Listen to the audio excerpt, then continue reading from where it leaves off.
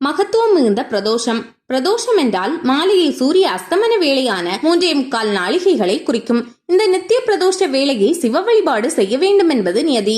ஆனால் எல்லோருக்கும் அது வாய்ப்பதில்லை. எனவே குறைந்தபட்சம் மாதத்தில் வளர்பிறை தேய்பிறை ஆகிய 2 காலங்களிலும் வரும் திரையோதசி திதி அன்று பிரதோஷ வேளையில் வழிபாடு செய்ய வேண்டும். ஈசன் ஆலகால விஷத்தை உண்டு மயக்கம் தீர்ந்து எழுந்து நந்தியின் கொம்புகளுக்கு நடுவே கால் பதித்து நடனமாடிய நேரம் பிரதோஷ வேளை. திரையோதசி திதி. ஈசனின் நடனம் கண்டபின் தேவர்களின் மனபயம் நீங்கியது, மகிழ்ச்சி பிறந்தது. அதன் பின்னரே அவர்களுக்கு அமுதம் கிடைத்தது, சாகா வரம் பெற்றனர். எனவே பிரதோஷ வேளையில் ஈசனை தரிசனம் செய்பவர்களுக்கும் பயம் நீங்கி மகிழ்ச்சி பிறக்கும் என்பது ஐதீகம். பிரதோஷ தினத்தன்று மாலையில் சிவாலயத்தில் கூடும் கூட்டமே இதற்கு சான்று. சோம சூக்த வலம். மாதம் 2 முறை வரும் பிரதோஷ நாட்களில் வழிபட முடியாதவர்கள் ஓராண்டில் அபூர்வமாக வரும் சனிக்கிழமை பிரதோஷத்தன்று வழிபாடு செய்வது அவசியம்.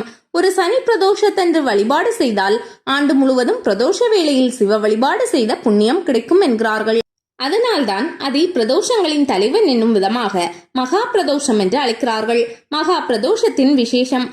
முதலில் ஈசன் பிரதோஷ வேளையில் ஆனந்த நடனமிட்டது ஒரு சனிக்கிழமையில்தான்.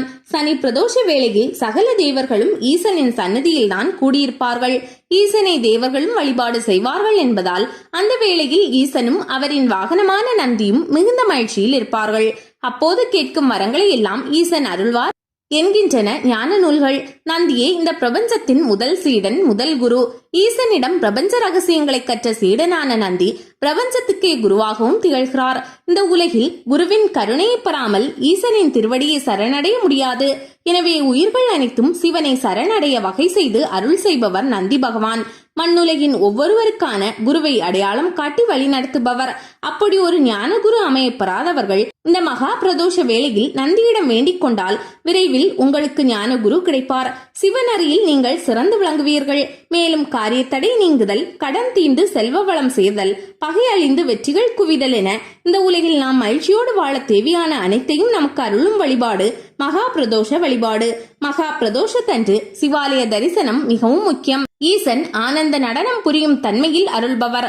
தவறாமல் கோயிலுக்கு சென்று நந்திக்கு பின் நின்று அதன் கொம்புகளின் வழியாக ஈசனை தரிசனம் செய்ய வேண்டும். ஆலயம் செல்லும் போது குறைந்தபட்சம் கையில் மலர்களோ வில்வ இலைகளோ கொண்டு செல்லுங்கள்.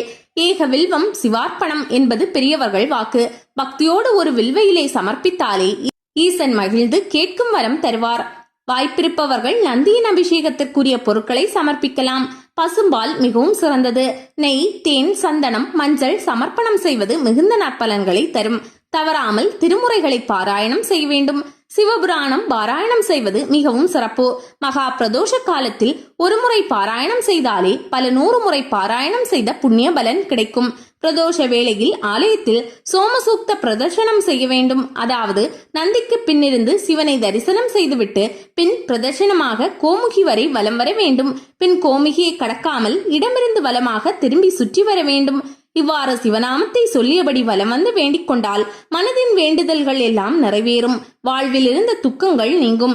ஆலயம் செல்ல இயலாதவர்கள் வீட்டிலேயே பிரதோஷ வேளையில் விளக்கேற்றி சிவபுராணமும் கோளாறு பதிகமும் பாராயணம் செய்ய வேண்டும். அவ்வாறு செய்தால் வீட்டில் செல்வமும் உணவும் நிறைந்திருக்கும். அந்த வேளையில் வீட்டில் செய்யக்கூடாத சிலவற்றை அறிந்து தவிர்க்க வேண்டும். குறிப்பாக பிரதோஷ வேளையில் உறங்கக்கூடாது. அதிலும் சனி மகா பிரதோஷ வேளையில் உறங்குவது பாவம். இரவு வேலை செய்பவராக இருந்தால் கூட இந்த வேளையில் விழித்திருக்க வேண்டும். அவ்வாறு விழித்திருந்து சிவ தியானம் செய்தாலே புண்ணியம் என்கிறார்கள். வழிபாடு செய்யவில்லை என்றாலும் பரவாயில்லை. பிற தீய பழக்கங்களை மேற்கொள்ளக்கூடாது. தீய சொற்களை பேசக்கூடாது. நற்செயல்கள் செய்பவர்களை பழித்து பேசி தடுக்கக்கூடாது என்கின்றன ஞான நூல்கள். சனி தோஷம் தீர்க்கும் சனி பிரதோஷம். சனிக்கிழமை சனி பகவானுக்குரியது. இந்த நாளில் செய்யும் சிவ வழிபாடு சனி பகவானின் அருள் பார்வையை பெற்றுத்தரும்.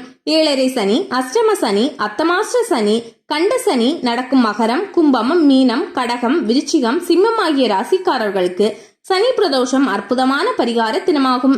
இந்த நாளில் சிவனுக்கு நல்லெண்ணெயில் தீபமேற்றி வழிபட்டால் சனி தோஷம் முற்றிலும் விலகும். சகல நன்மைகளும் கைகூடும்.